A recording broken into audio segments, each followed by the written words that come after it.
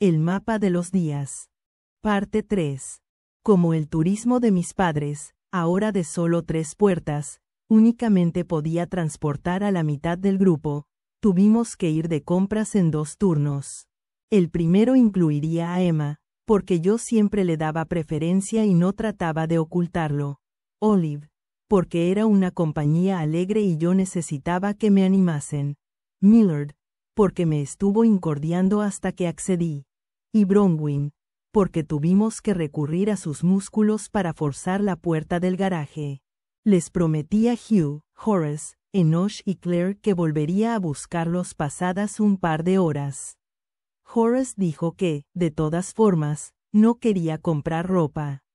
El día que los pantalones vaqueros pasaron a formar parte del atuendo cotidiano, sentenció, mirándome con recelo, la moda contemporánea perdió toda su credibilidad.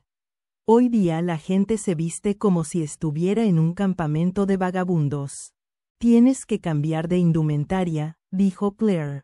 Lo dice Miss Peregrine. Enoch se enfurruñó. Lo dice Miss Peregrine. Lo dice Miss Peregrine. Pareces un juguete de cuerda. Los dejamos discutiendo y nos encaminamos al garaje. Con un trozo de cinta plateada, alambre de embalar y una pequeña soldadura por puntos que Emma nos facilitó, conseguimos reacoplar la portezuela del conductor. No se dejaba abrir y cerrar, pero era menos probable que unos policías curiosos nos dieran el alto llevando 4 puertas que 3. Cuando terminamos, nos apretujamos en el interior. Al poco rato estábamos serpenteando por la carretera flanqueada de banianos que recorre el centro de Cayo Needle. Grandes casas se erguían a cada lado, separadas por breves vistas del mar. Era la primera vez que mis amigos contemplaban este mundo a sus anchas y a la luz del día, y lo admiraban en silencio, las chicas pegadas a las ventanillas traseras, el aliento de Millard empañando el cristal del asiento delantero. Intenté imaginar qué impresión les causaba ese paisaje que se había tornado casi invisible para mí a fuerza de verlo a diario.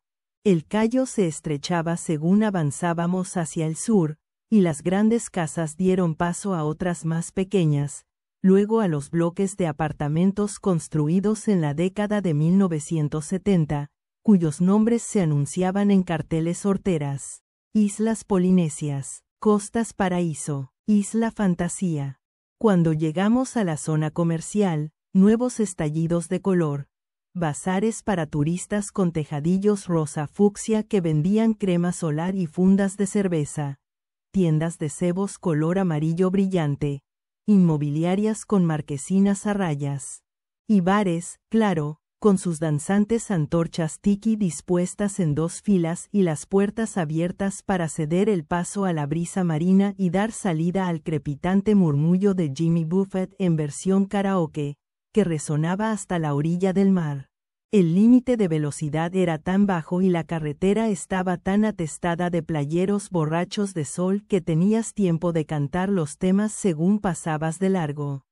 Nada había cambiado en toda mi vida. Igual que una obra que lleva años en cartelera, podías prever al segundo los movimientos de los actores y la duración de las escenas, idénticos a diario. Los turistas europeos, rojos como gambas, que se freían a la exigua sombra de las palmas de abanico. Los curtidos pescadores dispuestos a lo largo del puente, con sus sombreros y sus barrigones flácidos, que lanzaban el sedal al agua junto a sus neveras portátiles. Dejando el Cayo atrás, los neumáticos zumbando sobre las rejillas del puente, nos elevamos sobre la reluciente bahía. A continuación descendimos hacia el continente, un archipiélago de pequeños centros comerciales y zonas de tiendas rodeados de inmensos aparcamientos. ¡Qué paisaje tan raro!, observó Bronwyn, rompiendo así el silencio. ¿Por qué Abe quiso vivir aquí, pudiendo elegir cualquier parte de los Estados Unidos? Los peculiares consideraban Florida una zona ideal para esconderse, informó Millard. Antes de las guerras con los huecos, al menos, los circos se refugiaban en estos lares en invierno y la zona central del estado es un pantano inhóspito. Dicen que cualquiera, por muy peculiar que fuera, podía encontrar aquí un lugar donde pasar desapercibido, o desaparecer. Dejamos atrás el corazón beige de la ciudad y pusimos rumbo al Quinto Pino. Más allá del centro comercial dedicado a las gangas, ahora clausurado. Más allá de la urbanización que nunca se terminó de construir, invadida por la maleza, acechaba la mayor de todas las grandes superficies. Hacia allí nos dirigíamos. Doblé por Piney Woods Road, un pasillo de 1,5 kilómetros a lo largo del cual se alinean todas las residencias de ancianos de la ciudad, más de 55 parques de casas rodantes y varias comunidades para jubilados. Descaradas vallas publicitarias de hospitales, clínicas de urgencias y funerarias flanqueaban la carretera. En la ciudad todo el mundo se refería a Piney Woods Road como la autopista hacia el cielo. Reduje la marcha cuando nos aproximamos a un gran cartel que mostraba un círculo de pinos y solo después de tomar el desvío caí en la cuenta de mi error. Había rutas distintas para llegar al centro comercial en cuestión, pero había escogido esa por la fuerza de la costumbre. Distraído como estaba, mi subconsciente había elegido el camino por mí. Era la entrada de Circle Village, el barrio de mi abuelo. «Ups, no es por aquí», exclamé al tiempo que frenaba para dar marcha atrás. Sin embargo, antes de que pudiera girar y regresar a la carretera, Emma dijo: «Espera un momento, Jacob, espera». Mi mano se detuvo sobre el cambio de marchas. Una pequeña ola de miedo recorrió mi cuerpo. Sí, Emma miraba a un lado y a otro, alargando el cuello para asomarse por el parabrisas trasero. ¿No es aquí donde vivía Abe?, preguntó. Sí, es aquí. ¿De verdad?, dijo Olive, que se incorporó entre los dos asientos delanteros. Aquí, me he desviado sin querer, confesé. He pasado tantas veces por aquí que ha sido, en plan, memoria muscular. Me gustaría verlo, pidió Olive. ¿Podemos echar un vistazo? Lo siento, hoy no tenemos tiempo. Me disculpé, a la vez que le echaba una ojeada a Emma por el retrovisor. Solo pude verle la nuca. Se había girado en redondo y ahora miraba por el cristal de atrás la caseta del guarda que marcaba el principio del barrio. Pero si ya estamos aquí, insistió Olive. Siempre hablábamos de venir de visita, ¿os acordáis? ¿No os habéis preguntado siempre cómo sería su casa? Olive, no, dijo Millard. No es buena idea. Claro que no, lo apoyó Bronwyn, que le propinó un codazo a Olive y luego señaló a Emma con la cabeza.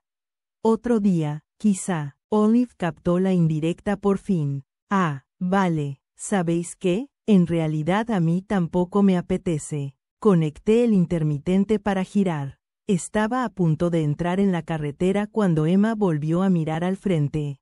A mí sí, declaró. Me gustaría ver su casa. ¿De verdad?, pregunté. ¿Estás segura?, insistió Millard. Sí, frunció el ceño. No me miréis así. ¿Cómo?, quise saber, con cara de que no podré soportarlo. Nadie ha dicho eso, protestó Millard. Pero lo pensabais. ¿Y qué pasa con las compras?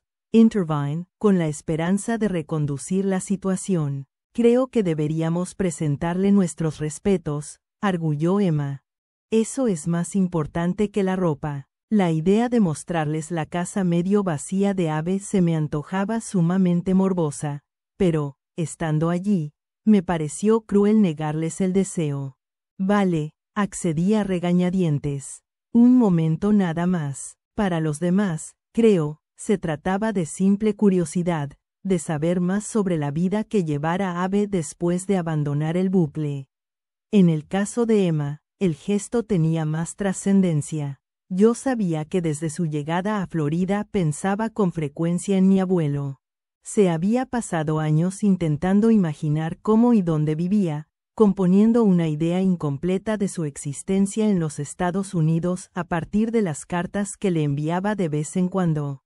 Durante años había soñado con hacerle una visita y ahora que estaba aquí en carne y hueso no podía quitarse la idea de la cabeza. Noté cómo lo intentaba, y fracasaba. Había pasado demasiado tiempo soñando con esto, con él, con este sitio. Últimamente el fantasma de mi abuelo flotaba entre los dos cuando estábamos a solas, una sensación nueva e inquietante. Puede que ver la casa donde Abe vivió, y murió, nos ayudara a dejarlo descansar en paz. Llevaba meses sin pisar el domicilio de mi abuelo, desde que mi padre y yo emprendimos el viaje a Gales, cuando yo aún no sabía nada. De todos los momentos surreales que había vivido desde la llegada de mis amigos, ninguno fue más parecido a un sueño que conducir por el apacible y escarpado barrio de Abe con las mismas personas que él quiso que conociera. Qué poco había cambiado. Allí estaba el mismo guardia saludándonos en la verja, la blancura fantasmal de su cara cubierta de protección solar. Los mismos duendes de jardín, flamencos de plástico y oxidados buzones en forma de pez delante de casas con fachadas idénticas, como una caja de pinturas pastel desvaídas. Allí estaban los mismos espectros marchitos, pedaleando despacio en sus triciclos ortopédicos entre la pista de tejo y la sala comunitaria. Como si este lugar estuviera también atrapado en un bucle temporal. Puede que por eso lo eligiera mi abuelo para vivir. Es una morada humilde, desde luego, comentó Millard. Nadie habría imaginado que un famoso cazador de huecos vivía aquí. Seguro que lo hizo adrede, replicó Emma. Abe tenía que pasar desapercibido. Pese a todo, esperaba algo con más clase. A mí me parece bonito, opinó Olive. Tantas casitas, todas en fila. Pero me da pena que, después de tantos años deseando hacerle una visita, no esté aquí para recibirnos. Olive, la regañó Bronwyn. Olive miró de reojo a Emma e hizo una mueca compungida. No pasa nada, intervino la segunda en tono alegre. Pero cuando busqué sus ojos en el espejo retrovisor, desvió la mirada a toda prisa. Me pregunté si acaso en el fondo no pretendía demostrarme algo, que no lo añoraba, que las viejas heridas ya no le dolían. Entonces doblé una esquina y allí estaba por fin, humilde como una caja de zapatos, al final de una calle sin salida invadida por la maleza. Las casas parecían un tanto abandonadas en Morningbird Lane, casi todos los vecinos seguían en el norte, apurando el verano. Pero la de Abe ofrecía peor aspecto que las demás, desde la hierba espigada hasta la cornisa amarilla que discurría bajo el tejado, deslucida y desconchada. Abe, como descubrirían sus vecinos cuando regresaran en otoño, se había marchado para siempre. Bueno, pues aquí la tenéis, dije a la vez que aparcaba en la zona de entrada. Una casa normal y corriente. ¿Cuánto tiempo vivió aquí?, quiso saber Bronwyn. Me disponía a responder cuando me distrajo un detalle en el que no había reparado hasta ahora, un cartel con el anuncio, en venta, clavado en la hierba. Me apeé, crucé el jardín como una flecha, lo arranqué y lo tiré en cualquier parte.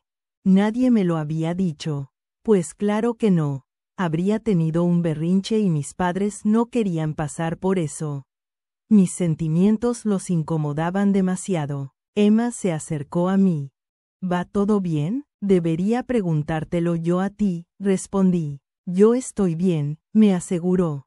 Solo es una casa. ¿Vale? Vale, asentí. ¿Y entonces por qué me da tanta rabia que mis padres la vendan? Me abrazó por detrás. No hace falta que me expliques nada. Lo entiendo, gracias. Y yo también lo entenderé si necesitas marcharte, cuando sea. No tienes más que decirlo. Todo irá bien, me prometió. Luego, con voz más queda, pero gracias. Un súbito alboroto estalló en el coche. Cuando nos dimos la vuelta, vimos a Bronwyn y a Olive plantadas junto al maletero. «¿Hay alguien ahí dentro?», gritó Bronwyn. Corrimos hacia ellas. Oímos una voz ahogada que gritaba en el interior. Pulsé un botón del mando y el maletero se abrió. Enoch salió como empujado por un resorte. «Enoch», exclamó Emma, «¿qué narices hacías ahí dentro?». Lo regañé. «¿De verdad pensabais que me ibais a dejar en casa?». Parpadeó ante la explosión de luz solar. Ni en sueños. Ese cerebro tuyo, dijo Millard, negando con la cabeza. A veces supera todo lo imaginable. Sí, soy tan inteligente que a la gente le cuesta seguirme. Enoch bajó como pudo del maletero y luego miró a un lado y a otro, desconcertado. Un momento, esto no es una tienda de ropa. Santo cielo, qué inteligente, masculló Millard. Es la casa de Abe, aclaró Bronwyn. Enoch nos miró boquiabierto. ¿Qué? Enarcó una ceja mirando a Emma. ¿De quién ha sido la idea? Mía, salté yo, con la esperanza de cortar de raíz una conversación incómoda. Hemos venido a presentarle nuestros respetos, dijo Bronwyn. Si tú lo dices, replicó Enoch. Yo no llevaba encima las llaves de la casa, pero daba igual. Había un juego de repuesto escondido debajo de una concha marina, en el huerto, cuya existencia solo el abuelo Portman y yo conocíamos. Por alguna razón fue agradable encontrarlo en el escondite de siempre. Poco después abría la puerta principal y entrábamos en tromba. El aire acondicionado debía de llevar apagado casi todo el verano. Hacía calor y olía a cerrado. Aún peor que la temperatura asfixiante era el estado de la casa. La ropa y los papeles se amontonaban de cualquier manera en el suelo, los artículos domésticos estaban escampados por las encimeras, la basura se derramaba de una pirámide de bolsas en un rincón. Mi padre y mi tía nunca terminaron de revisar las pertenencias del abuelo Portman. Mi padre abandonó el proyecto, y la casa, al parecer, cuando nos marchamos a Gales y plantó el cartel que anunciaba la venta en el jardín delantero con la esperanza de que alguien terminara el trabajo por él. Parecía una tienda del Ejército de Salvación saqueada, no el hogar de un anciano respetable, y creí morirme de vergüenza. Me sorprendí a mí mismo tratando de disculparme, dando explicaciones y aseando la casa, todo a la vez, como si pudiera ocultar el desastre que teníamos delante. Rayos, dijo Enoch, haciendo chasquear la lengua mientras miraba a un lado y a otro. Debía de estar en la ruina. No, la casa nunca estuvo así. Balbuceé al tiempo que recogía viejas revistas del sillón de Abe. Al menos, no mientras estaba vivo. Jacob, déjalo, me pidió Emma. ¿Podéis esperar fuera un momento mientras recojo todo esto? Jacob, Emma me aferró por los hombros. No tardó nada, prometí. Él no vivía así, os lo juro. Ya lo sé, dijo Emma. Abe era incapaz de sentarse a desayunar si no llevaba una camisa limpia. Exacto, me desesperé. Y, queremos ayudarte. Enoch hizo una mueca. Ah, ¿sí? Sí, aplaudió Olive. Todos colaboraremos. Me parece bien, accedió Bronwyn. No podemos dejar esto así. ¿Por qué no? Se extrañó Enoch. Abe ha muerto. ¿A quién le importa si su casa está limpia o sucia? A nosotros, respondió Millard, y el otro se tambaleó como si lo hubieran empujado. Y si no piensas ayudar, ve a encerrarte en el maletero otra vez. Eso, exclamó Olive. No hace falta llegar a esos extremos, compañeros. Enoch echó mano de la escoba que había en un rincón y la agitó ante nosotros.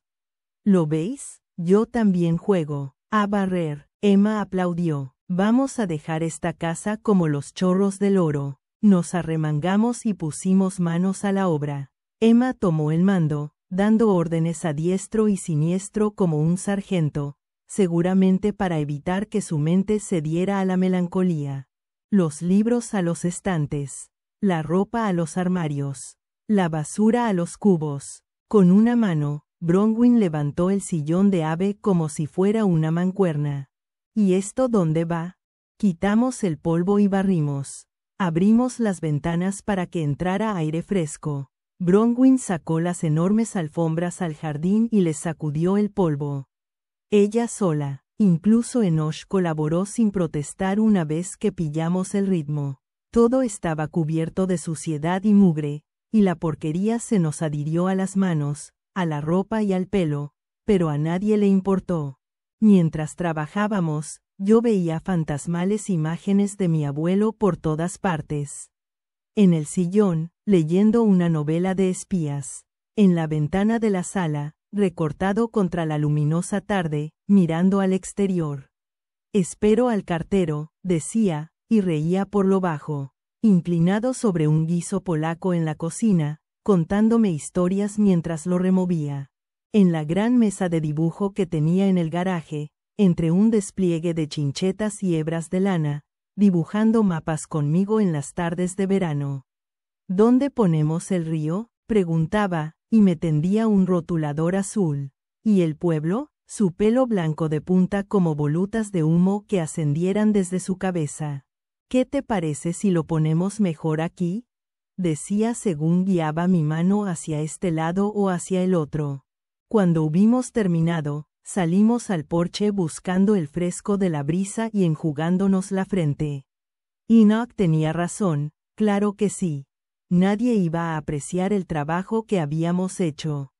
Solo era un detalle, inútil pero significativo. Los amigos de Abe no pudieron asistir a su funeral. En cierto sentido, limpiar su casa fue un gesto de despedida. No hacía falta, chicos, les dije. Ya lo sabemos, respondió Bronwyn.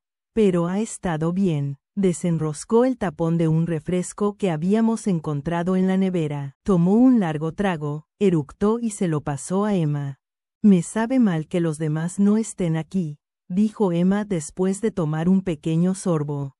Deberíamos traerlos más adelante, para que vean la casa también. Pero aún no hemos terminado, ¿verdad?, preguntó Enoch. Parecía sinceramente decepcionado. La casa ya está, confirmé. A menos que quieras limpiar el jardín también. ¿Y su cuartel general?, quiso saber Millard. Que, ya sabes, la habitación en la que Abe planeaba los ataques contra los huecos, recibía mensajes en clave de otros cazadores y todo eso. Debía de tener uno. Pues no, no tenía ninguno. Puede que no te hablará de él, sugirió Enoch. Seguro que guardaba allí un montón de materiales de alto secreto y tú eras demasiado pequeño y tonto para entenderlos. Estoy segura de que si Abe hubiera tenido un cuartel general, Jacob lo sabría, intervino Emma. Sí, dije, aunque no estaba tan seguro. Yo era el mismo niño que, cuando mi abuelo me contó la verdad sobre los peculiares, se dejó convencer por los matones del colegio de que se trataba de un cuento de hadas. Prácticamente le llamé mentiroso a la cara, y sé que mi reacción hirió sus sentimientos.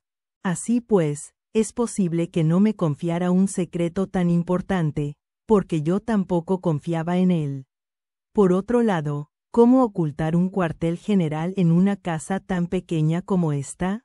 ¿Y en el sótano?, discurrió Bronwyn. Abe debía de tener un sótano inexpugnable para protegerse de los ataques de los huecos. De haber tenido un sótano como ese, repliqué, cada vez más mosqueado, el hueco no habría acabado con él, ¿no crees? A Bronwyn le dolió mi reacción. Se hizo un silencio, breve e incómodo. Jacob, dijo Olive, ¿esto es lo que creo que es? Parada junto a la puerta mosquitera que daba al jardín trasero, pasaba la mano por un desgarrón alargado de la red. Monté en cólera otra vez. ¿Por qué mi padre no la había arreglado o había arrancado la red por completo? ¿Por qué seguía ahí colgando, como una prueba en la escena de un crimen? Sí, por ahí entró el hueco, asentí. Pero no sucedió aquí. Lo encontré, señalé hacia el bosque. Bastante lejos. Olive y Bronwyn intercambiaron una mirada elocuente. Emma se miró los pies a la vez que palidecía. Puede que la situación empezara a superarla, finalmente. No hay nada que ver, en realidad, solo arbustos y plantas, les aseguré. Ni siquiera creo que pueda encontrar el sitio exacto. Era mentira. Podría encontrarlo con los ojos cerrados. Si pudieras intentarlo, me pidió Emma, alzando la vista para mirarme. Tenía la mandíbula tensa, el ceño fruncido.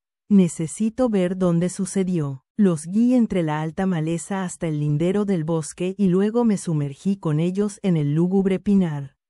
Les mostré cómo evitar el enmarañado monte bajo para que no se cortaran con los punzantes zabales ni se enredaran con las zarzas, y cómo identificar y esquivar las zonas donde anidan las serpientes. Según avanzábamos, volví a relatar lo sucedido aquella fatídica noche, la misma que dividió mi vida entre antes y después. La llamada que me hizo Abe, aterrado, al trabajo. El rato que tardé en llegar porque tenía que esperar a que me llevara un amigo. Un retraso que pudo costarle la vida a mi abuelo o que tal vez salvó la mía. El estropicio que encontré en la casa cuando llegué y el momento en que Atis ve con acento agudo la linterna de mi abuelo, encendida entre las plantas del bosque. Cómo me abrí paso entre los negros árboles, igual que ahora, y entonces. Un susurro entre la maleza provocó un salto colectivo. Solo es un mapache, los tranquilicé. No os preocupéis, si hubiera espíritus huecos por aquí cerca, yo lo notaría. Rodeamos una mata que me sonaba de algo, pero no estaba seguro de haber encontrado el lugar exacto en el que murió mi abuelo. Los bosques de Florida crecen deprisa y, desde la última vez, la vegetación se había extendido y había adoptado formas que no reconocía. Supongo que no era capaz de encontrar el sitio exacto con los ojos cerrados, después de todo. Habían pasado demasiados meses. Me interné en un claro soleado donde las zarzas crecían bajas y la maleza parecía pisoteada. Fue por aquí, creo. Formamos un corro abierto y guardamos un momento de silencio espontáneo. Luego, uno a uno, mis amigos se turnaron para despedirse de mi abuelo. Fuiste un gran hombre, Abraham Portman, empezó Millard. Los peculiares necesitamos más personas como tú. Te echamos de menos, querido amigo. No es justo que acabaras así, dijo Bronwyn. Ojalá hubiéramos podido protegerte como tú nos protegiste. Gracias por enviar a Jacob, prosiguió Olive. De no ser por él, todos estaríamos muertos. Tampoco exageremos, intervino Enoch y, como había hablado, le tocó a él. Retorció el pie sobre la tierra un buen rato, antes de decir, no debiste dejar que te mataran. ¿Por qué hiciste esa tontería? Lanzó una carcajada amarga. Si alguna vez me porté como un idiota contigo, te pido perdón. Por si sirve de algo, me gustaría que no hubieras muerto. Desvió la vista y añadió con voz queda, adiós, viejo amigo. Olive se llevó la mano al corazón. Enoch, eso ha sido muy bonito. Vale, ya está bien. Enoch negó con la cabeza, azorado, y echó a andar. Os espero en la casa. Bronwyn y Olive miraron a Emma, que todavía no había hablado. Me gustaría quedarme un momento a solas, por favor, pidió. Las chicas suspiraron decepcionadas. A continuación todos siguieron los pasos de Enoch excepto yo. Emma me lanzó una ojeada. Enarqué las cejas. ¿Yo también? Adoptó una expresión apurada. Si no te importa. Claro que no. Estaré aquí mismo, por si me necesitas. Asintió. Me alejé 30 pasos, me recosté contra un árbol y esperé. Emma se tomó su tiempo. Intenté no mirarla con atención, pero cuanto más rato pasaba más me costaba despegar la vista de la parte trasera de su cabeza para ver si se movía, de sus hombros para comprobar si temblaban. Mis ojos vagaron hasta un buitre que planeaba en círculos sobre la zona. Bajé la vista un instante después, cuando oí un rumor entre la maleza. Bronwyn corría hacia mí. Me pegué tal susto que por poco me caigo. Jacob, Emma, tenéis que venir. Deprisa. Emma la oyó y se acercó a la carrera. ¿Qué ha pasado? Pregunté. Hemos encontrado algo, dijo Bronwyn. En la casa. La expresión de su rostro me hizo sospechar que se trataba de algo horrible. Un cadáver, pero su voz denotaba emoción. Estaban todos plantados en la sala que Abe usaba como despacho. Habían enrollado a un lado la vieja alfombra persa que cubría la habitación de punta a punta, de tal modo que ahora asomaba la tarima pálida y gastada. Emma y yo resollábamos por la carrera. Dice Bronwyn, que habéis encontrado algo, fue el saludo de Emma. Quería poner a prueba una teoría, asintió Millard. De modo que, mientras retozabais por el bosque, le he pedido a Olive que caminara por la casa. Olive avanzó un par de pasos. Sus zapatos lastrados resonaron con fuerza con cada pisada. Imaginad mi sorpresa cuando la he oído caminar por esta habitación. Olive, ¿les haces una demostración? Ella se acercó a la pared y recorrió el despacho pateando el suelo como un caballo. Cuando llegó al centro, el sonido de sus pasos mudó de un golpe sordo a uno hueco y ligeramente metálico. Hay algo ahí debajo, apunté. Un vacío, una concavidad, apostilló Millard. Oí el toque de la rodilla de Millard contra el suelo. Acto seguido, un abrecartas flotó junto al piso, con la punta señalando hacia abajo. La hoja se hincó entre dos tablones y, emitiendo un gruñido, Millard hizo palanca para despegar una sección de suelo de unos 30 centímetros cuadrados, que se abrió sobre unas bisagras. Al otro lado apareció una puerta con el tamaño justo para que pasara un hombre adulto. La hostia. Olive me miró escandalizada. Yo casi nunca soltaba tacos delante de ellos, pero es que aquello era, bueno, la hostia. Es una puerta, observé, más bien una escotilla, en realidad, me corrigió Bronwyn. Detesto a la gente que dice, ya te lo dije, comentó Millard. Pero, ya os lo dije. La escotilla estaba fabricada en acero gris. Tenía la maneta empotrada y un teclado numérico. Me arrodillé y golpeé el metal con los nudillos. Sonaba sólido y fuerte. Luego probé la maneta, pero no se desplazó. Está bloqueada, me informó Olive. Ya hemos intentado abrirla. ¿Cuál es la combinación? Me preguntó Bronwyn. ¿Y cómo quieres que lo sepa? Ya os dije que no lo sabría, señaló Enoch. No sabes gran cosa, ¿verdad? Suspiré. Dejad que lo piense un segundo. ¿Podría ser la fecha de cumpleaños de alguien? Sugirió Olive. Intenté unas cuantas, la mía, la de Abe, la de mi padre, la de mi abuela, incluso la de Emma, pero ninguna funcionó. No es ninguna fecha de cumpleaños, dijo Millard. Abe nunca habría recurrido a una contraseña tan obvia. Ni siquiera sabemos de cuántos números consta, se lamentó Emma. Bronwyn me estrechó el hombro. Venga, Jacob, piensa. Traté de concentrarme, pero mis sentimientos heridos no dejaban de distraerme. Siempre me había considerado el gran camarada de Abe. ¿Cómo era posible que nunca me hubiera mencionado la puerta secreta del suelo de su despacho? La mitad de su vida estuvo sumida en misterio y jamás hizo el menor intento por compartirla conmigo, no de verdad. Me contó historias que parecían cuentos de hadas y me enseñó unas cuantas fotos viejas, es cierto, pero nunca me reveló nada.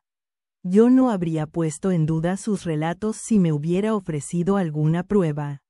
Como la puerta de su habitación secreta. A diferencia de mi padre, yo quería creer. ¿Acaso le supo tan mal que cuestionara sus palabras que renunció a sus planes de contármelo todo? Lo dudaba mucho. Si me hubiera revelado la verdad pura y dura, habría protegido sus secretos con mi vida. Creo que, al final, prefirió que yo no supiera nada porque sencillamente ya no confiaba en mí. Y ahí estaba yo, tratando de descifrar la combinación de una puerta de la que nunca me habló, tras la cual había secretos que no estaba destinado a conocer. Así pues, ¿por qué molestarse? No se me ocurre nada, dije, y me levanté. ¿Te rindes? Me desafió Emma. Vete a saber, repliqué. Puede que no sea más que un sótano maloliente. Sabes que no. Me encogí de hombros. Mi abuela se tomaba la conserva de frutas muy en serio. Enoch suspiró, frustrado. Puede que nos estés ocultando algo. ¿Qué? Exclamé, encarándome con él. Creo que conoces la clave, pero te quieres guardar los secretos de Abe para ti. Aunque hayamos encontrado la puerta. Enfadado, avancé un paso.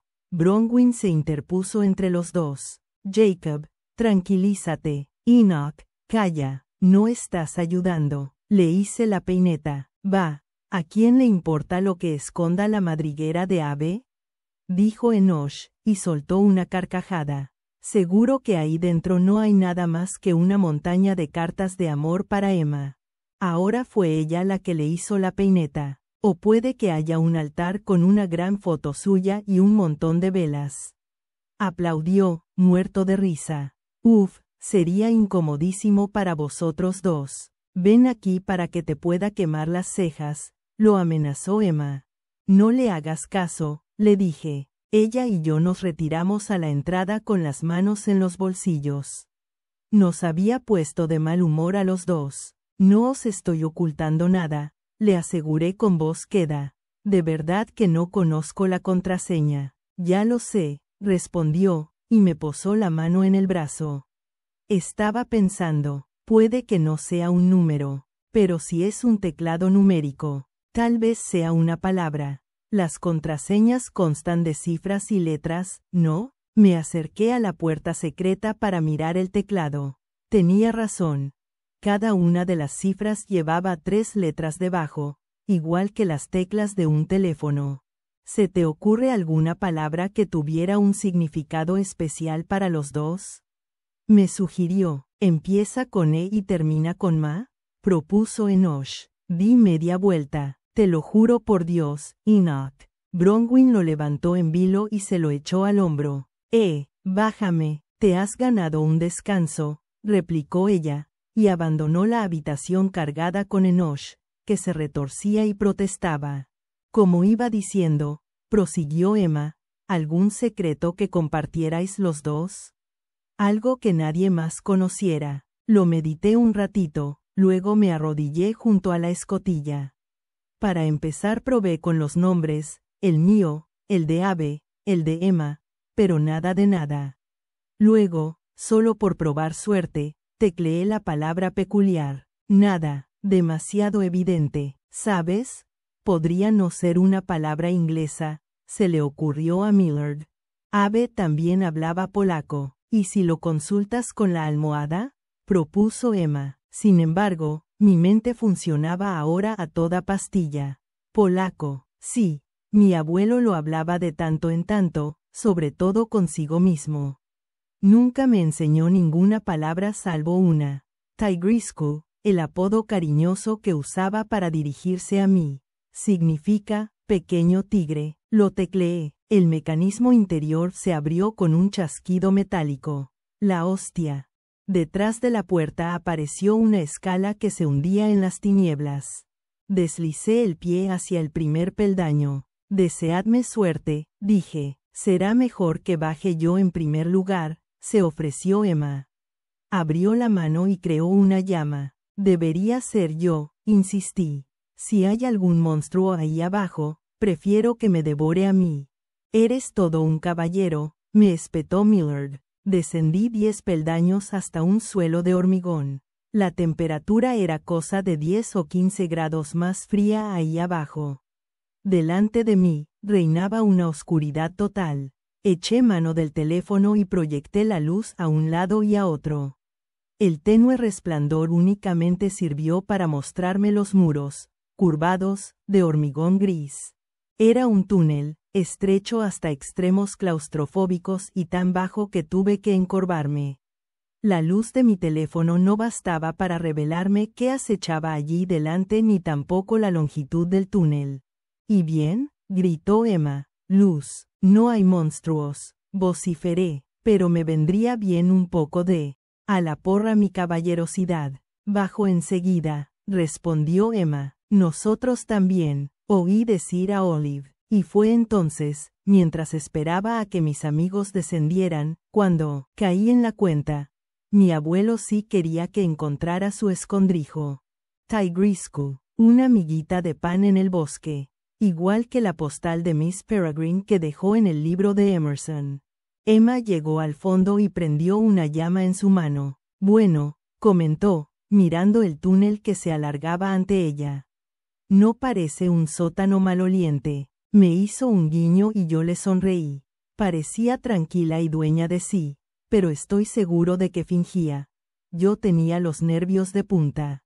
¿Puedo bajar?, gritó Enoch desde arriba. ¿O me vais a castigar por tener sentido del humor? Bronwyn acababa de alcanzar el final de la escalera. Quédate donde estás, le ordenó. Si viniera alguien, no queremos que nos pille aquí abajo desprevenidos. ¿Si viniera quién?, preguntó él. Quien sea, replicó Bronwyn. Nos apiñamos alrededor de Emma, que alargó la mano con la llama para iluminarnos. Moveos despacio, estad atentos a los sonidos extraños y aguzad los sentidos, nos instruyó. No sabemos qué hay aquí abajo y es posible que Ave protegiera este sitio con trampas. Empezamos a avanzar, encorvados y con tiento.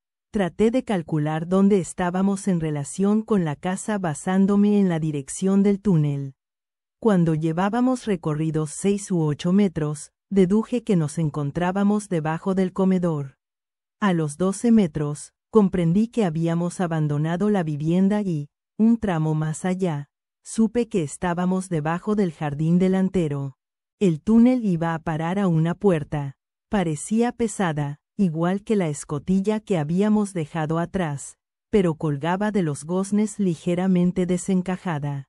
«Hola», grité. Bronwyn se llevó un susto tremendo al oír mi voz. «Perdona», me disculpé. «¿Esperas que te conteste alguien?», me preguntó Millard. «No, pero nunca se sabe». Aunque procuraba disimularlo, estaba tan nervioso que vibraba por dentro. Emma cruzó la puerta y luego se incorporó para mover la llama a un lado y a otro. «Parece seguro», dijo, «y esto nos va a venir de perlas». Pulsó un interruptor y un panel de luces fluorescentes iluminó la sala. «Bien», exclamó Olive, «eso está mejor». Emma cerró la mano para extinguir la llama mientras todos nos precipitábamos al interior. Di una vuelta sobre mis talones, despacio, para observarlo todo. El búnker era pequeño, de unos 6 metros por 4,5, pero por fin podía erguirme todo lo largo que era. Estaba meticulosamente ordenado, como era propio de mi abuelo. Vi 2 pares de literas pegadas a una pared. A los pies de cada cama, un rollo de sábanas y mantas sellado con plástico. Había también una gran taquilla empotrada en el muro. Contenía toda clase de suministros, según Emma reveló cuando la abrió. Linternas, pilas, herramientas básicas y suficiente comida enlatada y deshidratada como para sobrevivir varias semanas. Junto a esta descansaba un gran bidón azul lleno de agua potable y, más allá, una caja de plástico de aspecto extraño, que debía de ser un retrete químico, a juzgar por lo que había visto en las revistas de supervivencia que hojeaba de vez en cuando en el garaje de Ave. «¡Ala! Mirad esto», exclamó Bronwyn. Estaba parada en un rincón con el ojo pegado a un cilindro metálico que subía hasta el techo. «Veo el exterior». El cilindro contaba con asas prendidas a la base y un visor. Bronwyn se retiró a un lado para cederme su lugar y vi la imagen borrosa de la calle sin salida. Lo giré ayudándome con las asas y la vista rotó hasta ofrecerme una imagen de la casa, oculta en parte por los hierbajos del jardín. «Es un periscopio», dije. «Debe de estar escondido al borde del jardín». «Para verlos venir», dedujo Emma. «¿Qué es este sitio?», quiso saber Olive. «Debe de ser un refugio», fue la respuesta de Bronwyn. «Por si atacaban los huecos.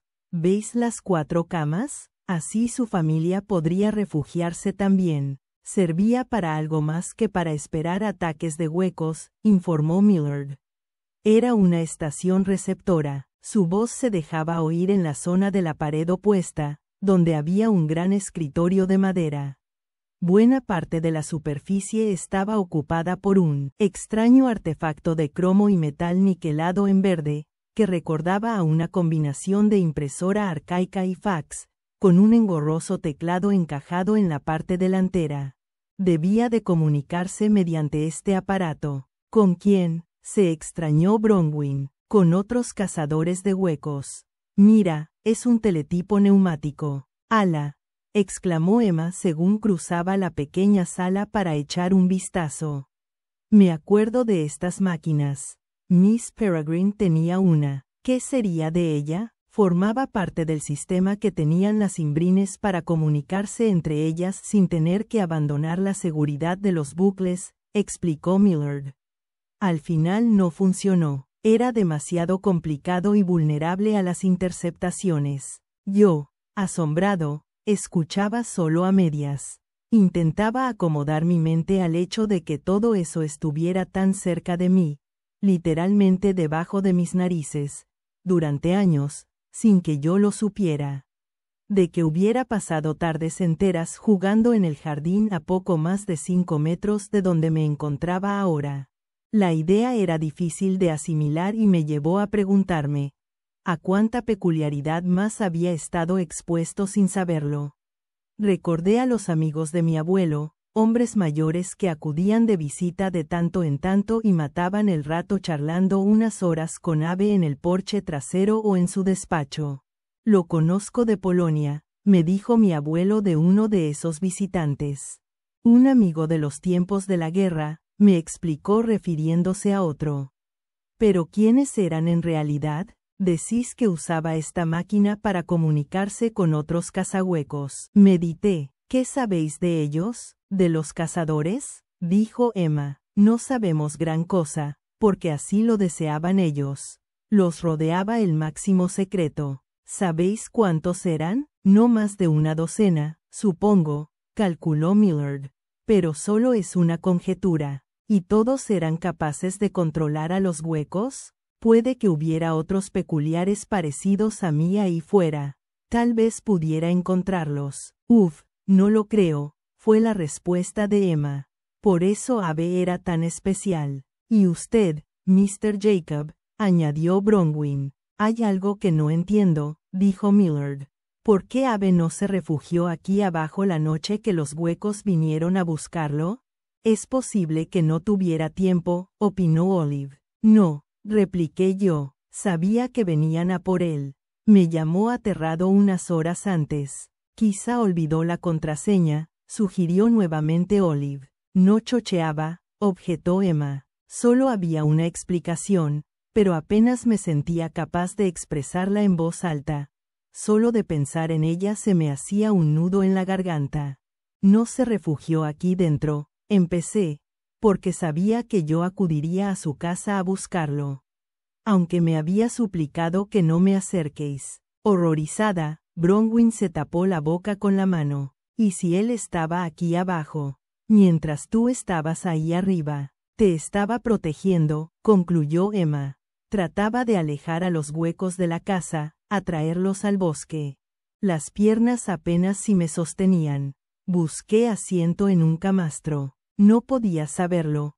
Me consoló Emma a la vez que se sentaba a mi lado. No, suspiré con fuerza. Me dijo que los monstruos estaban al llegar, pero yo no le creí.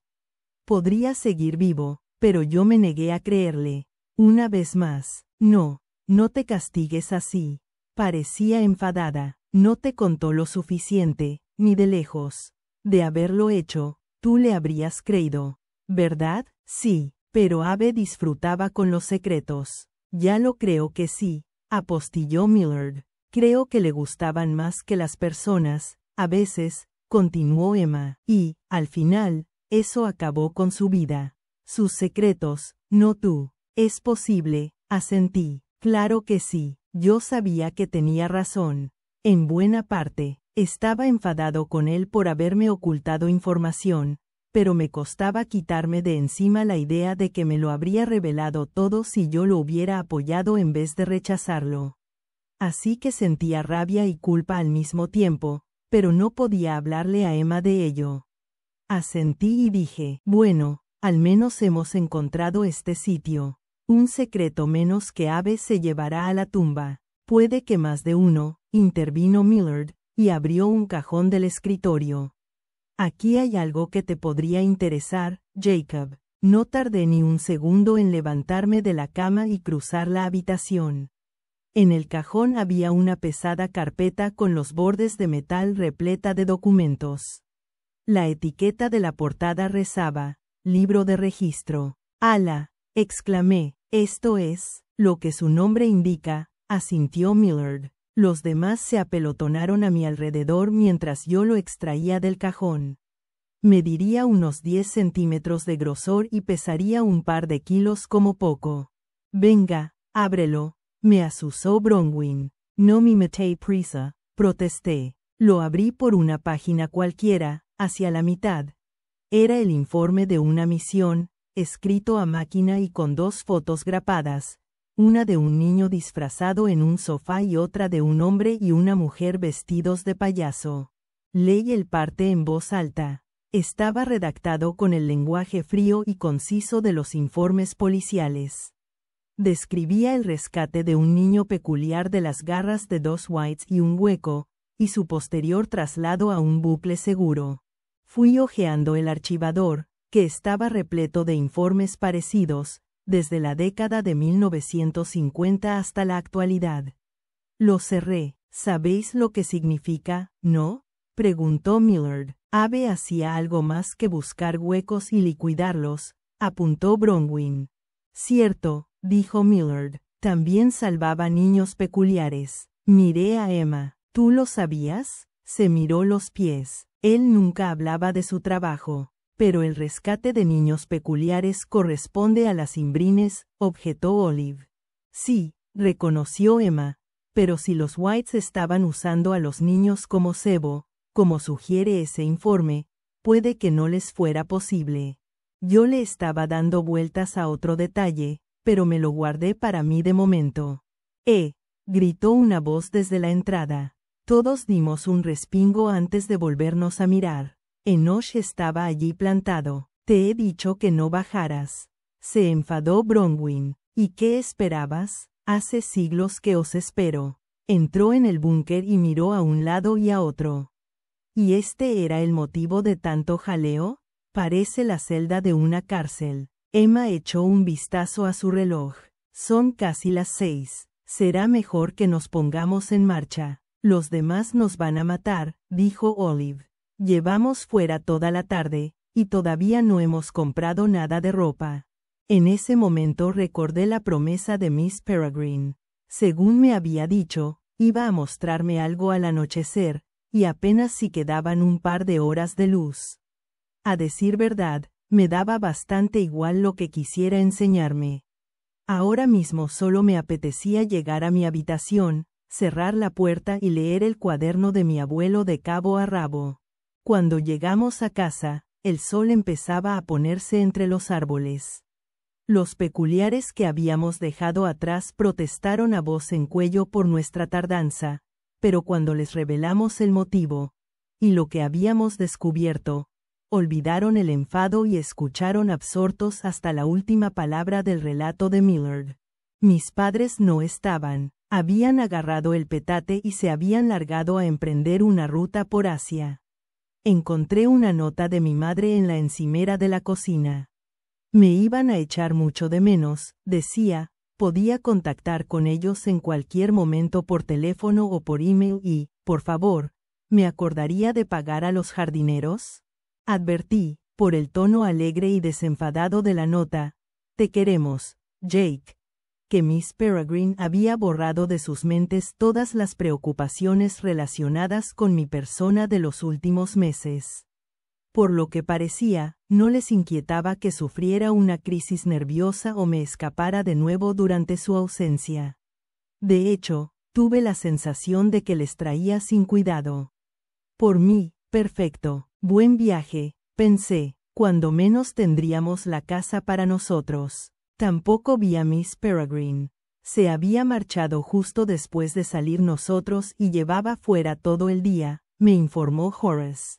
¿Ha dicho a dónde iba?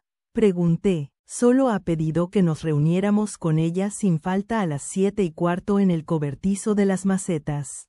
En el cobertizo de las macetas. A las 7:15, sin falta. En ese caso, tenía poco más de una hora de margen. Me escabullí a mi cuarto. Puse el cuarto álbum de Led Zeppelin en el tocadiscos, el mismo que escuchaba siempre que mi actividad requería gran concentración. Me senté en la cama con el cuaderno de mi abuelo, lo desplegué en mi regazo y empecé a leer.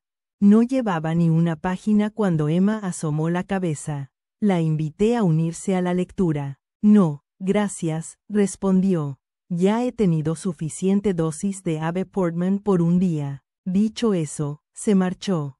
Había cientos de páginas en el cuaderno, que abarcaban varias décadas de trabajo. Casi todos los informes reproducían el formato del que había leído en el búnker. Detalles escasos, carentes de emoción y a menudo acompañados de una fotografía o alguna otra prueba visual. Tardaría una semana en leerlo todo, de modo que, si bien tenía una hora por delante, me limité a hojear el contenido de la carpeta. Aún así, el rato me bastó para entender a grandes rasgos en qué consistía el trabajo que Ave llevaba a cabo en los Estados Unidos. Solía trabajar solo, pero no siempre. Algunas entradas mencionaban a otros agentes, a los que se refería por las iniciales F. P. V. Pero, por encima de todo, H. H era el hombre que había conocido mi padre, si su memoria parcialmente borrada no lo traicionaba. Si Ave confiaba tanto en H como para presentarle a su hijo, debía de ser un personaje importante. Así pues, ¿quién era? ¿Cómo estaba estructurada la organización? ¿Quién les asignaba las misiones? Cada nuevo detalle generaba 10 preguntas más. En los primeros tiempos, su trabajo consistía casi exclusivamente en dar caza a los huecos y acabar con ellos. Sin embargo, según pasaban los años, empezaban a abundar las misiones que implicaban encontrar y rescatar niños peculiares. Era una empresa loable, qué duda cabe, pero la pregunta de Bronwyn no abandonaba mi pensamiento. ¿No eran las Imbrines las encargadas de llevar a cabo esa tarea? ¿Acaso algo impedía a las mujeres pájaro de los Estados Unidos cumplir con su misión? ¿Sucedía algo raro a ese respecto? Las entradas comenzaban en 1953 y cesaban abruptamente en 1985. ¿Por qué ese año en particular? ¿Había un segundo archivador en alguna parte?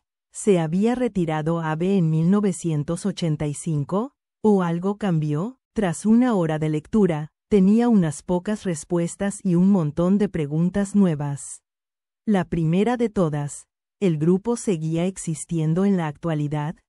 ¿Había ahí fuera, en alguna parte, un puñado de cazahuecos dedicado a eliminar monstruos y rescatar peculiares? De ser así, tenía que encontrarlos. Quería formar parte de esa cuadrilla, usar mi poder para tomar el relevo de mi abuelo aquí en los Estados Unidos. Al fin y al cabo, es muy posible que esa fuera su pretensión.